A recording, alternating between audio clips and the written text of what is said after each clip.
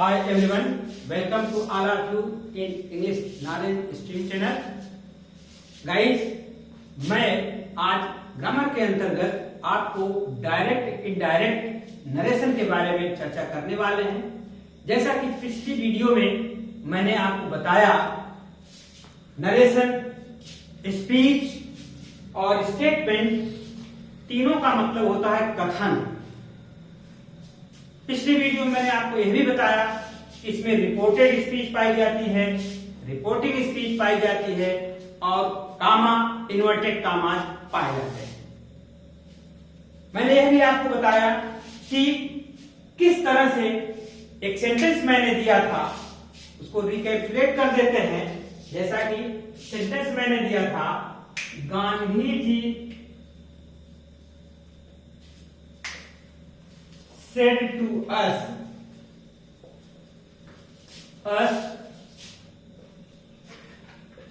I will make India free। मैंने ये sentence आपको पिछली वीडियो में दिया था और यह बताया था कि ये रिपोर्टिंग स्पीच है और यह रिपोर्टेड स्पीच है।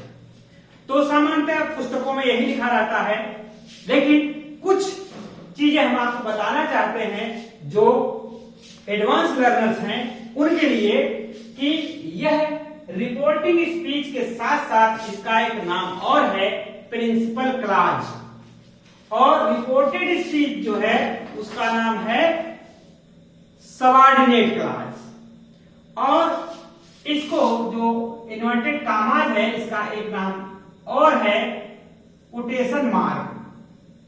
तो ये आप जान लीजिए। इस तरह से इसके नाम अगर आप जाने रहेंगे तो आपको सहूलियत रहेगी। बाकी तो रिपोर्टिंग स्पीच और रिपोर्टेड स्पीच तो बहुत ही प्रचलित है, पुस्तकों में भी लिखा रहता है। जानकारी के लिए मैंने आपको ये बताया, जब डायरेक्ट से इनडायरेक्ट गाइस हम करते हैं तो हमको कुछ पॉइंट्स हैं जिसको कंसीडर करना पड़ता है। वो 4 बिंदु हैं जिसको हम डायरेक्ट इनडायरेक्ट करने से पहले उस पर विचार करते हैं और उसी के अकॉर्डिंग हम डायरेक्ट से इनडायरेक्ट बनाते हैं। जो 4 पॉइंट्स हैं हम आपको बता रहे हैं, जो 4 पॉइंट्स हैं वो है, सबसे पहले आपको देखना होगा काइंड ऑफ सेंटेंस।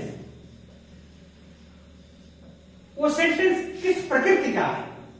सेकंड चीज देखेंगे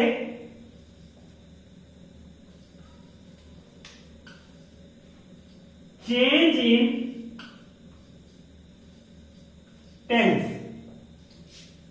टेंस में हम कैसे परिवर्तन करेंगे यह हम देखेंगे। तीसरी चीज जो कंसीडर करना है वो है चेंज इन प्रोनाउन। हम प्रोनाउन को चेंज कैसे करेंगे यह भी हमको देखना होगा। और एक और पॉइंट है change in the words showing nearness into farness।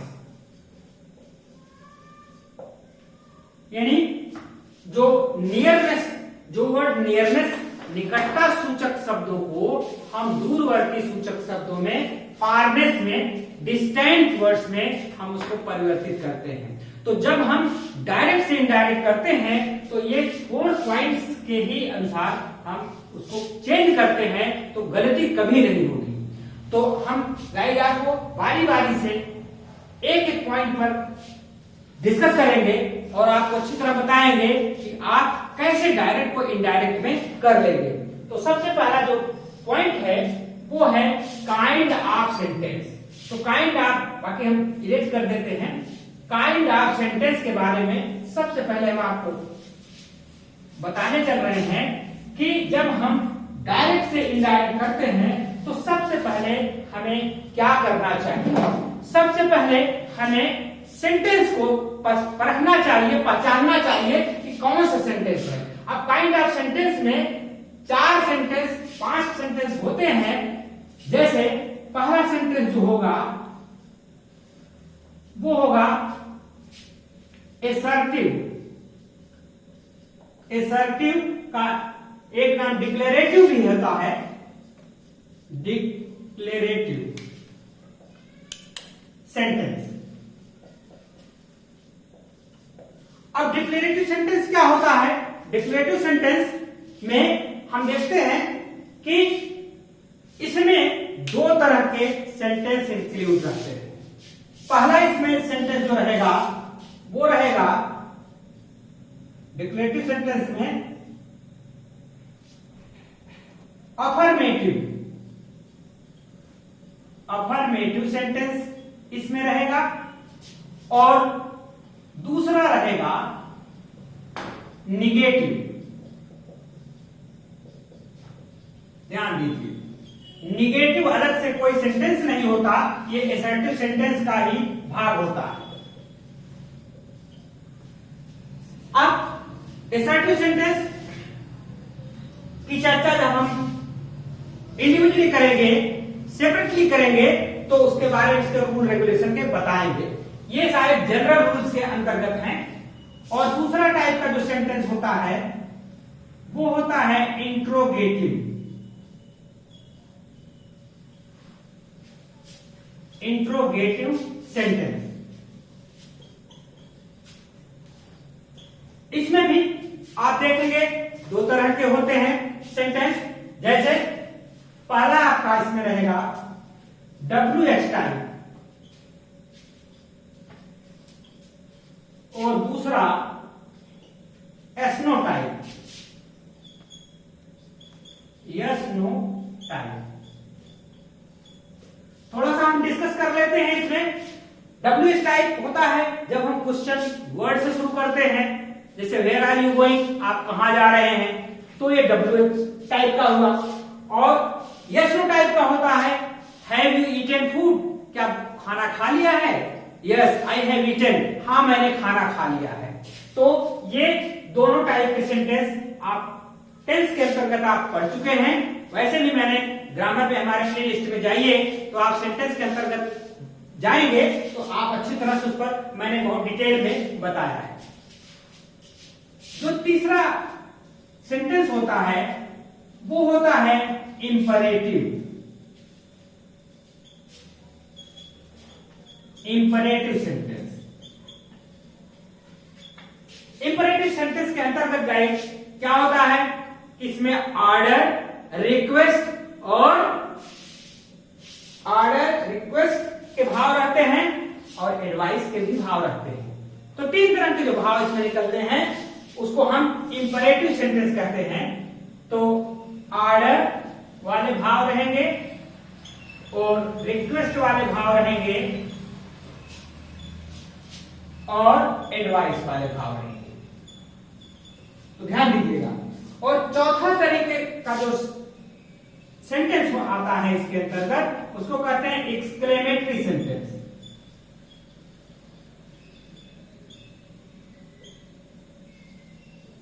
Exclamatory sentence, exclamatory sentence जो होता है इसमें भी 3 भाव होते हैं। जॉय का भाव रहता है, सारो का भाव रहता है और वंडर।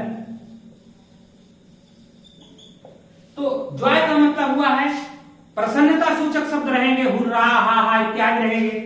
सारो का मतलब होता है कि एलास, ओह, व्हाट ए पिटी, इस टाइप के रहेंगे वाक्य। और वंडर का मतलब होता है what a beautiful rose is, how beautiful the rainbow is. और इसमें ये हम डिटेल में बाद में बताएंगे, इसमें ये चिन्ह लगा रहता है, जिस तरह से इसमें क्वेश्चन मार्क लगा रहता है।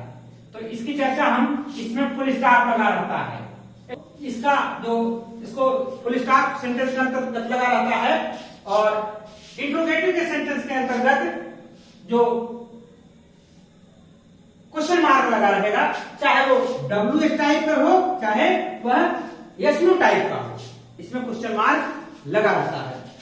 इसके बाद इंपेरेटिव सेंटेंस में ऑर्डर, रिक्वेस्ट, एडवाइस के भाव रहते हैं, और एक्सक्लेमेटरी सेंटेंस जो आएंगे उसमें आपके जॉय, सारो और वंडर का भाव झलकता रहेगा, और इसमें मार्क ऑफ एक्सक्लेमेशन ये लगा रहेगा। गाइस, जब इसको हम अलग अलग पढ़ाएंगे, आपको अलग अलग बताएंगे, तो डिटेल में इसकी पहचान, इसके रूल रेगुलेशन क्लियर करेंगे।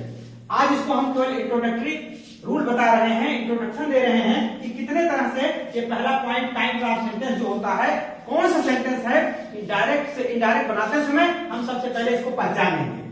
और लास्ट जो इसमें एक और होता है सेंटेंस, जिसको कहते हैं optative. Optative sentence, optative sentence के अंतर्गत गाइस ब्लेस, कर्स, प्रे और विश, इसमें इस तरह से इसमें जो भाव निकलेंगे, प्रे माने प्रार्थना भगवान से, और ब्लेस आशीर्वाद, कर्स अभिशाप, और विश शुभकामना। इन सबकी हिंदी आप जानते हैं, हम जब बताएंगे डिटेल में तो उसको और क्लियर करेंगे कि इसकी हिंदी क्या होती है। तो ये 5 प्रकार के सेंटेंस होते हैं।